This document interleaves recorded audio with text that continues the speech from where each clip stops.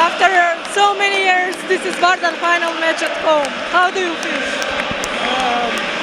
I feel sad.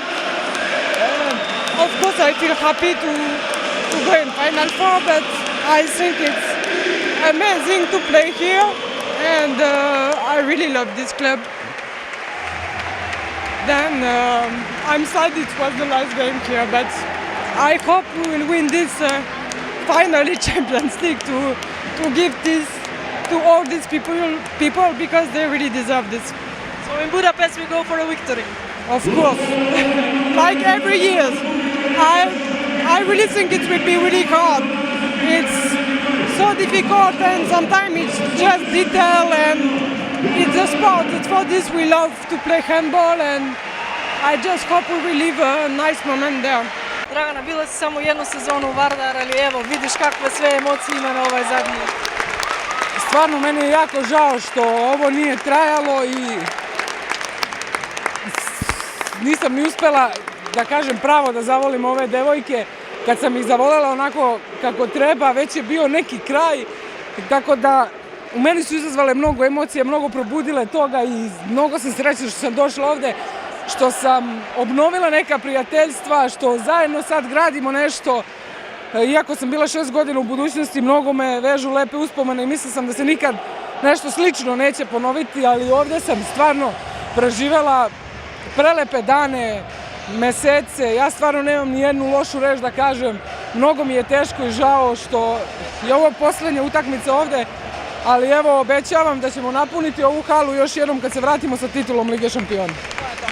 Eto, nakon toliko godine došla je ova zadnja utakmica. Kako se osjećaš? Koliko sam srećna što idemo na Final Four, toliko sam i tužna. Preteško mi jednostavno zato što u Skoplju sam već 5 godina i za mene je Makedonija moja druga kuća i bez razlike gdje ću nastaviti svoju karijeru uvijek će tako biti. Zahvalila bi se svim navijačima od srca, svim ljubiteljima koji su svih 5 godina bili uz nas i kad smo gubili i kad smo pobjeđivali. Beskrajno im hvala na svemu. Makedonija je nacija rukometa i voljela bih da završim sezonu sa peharom. Srećni smo što ćemo se naći na završnom turniru. Nekako prije utakmice smo znali da ovaj meč nosi puno emocija, ali smo pokušali da se fokusiramo na dobru igru i da ostvarimo pobjedu. To smo i uradili. Sad imamo vremena da se spremimo za Final Four, ali jako nam je teško. Da li ima neku ekipu protiv koje bi htjela igrati polufinalu?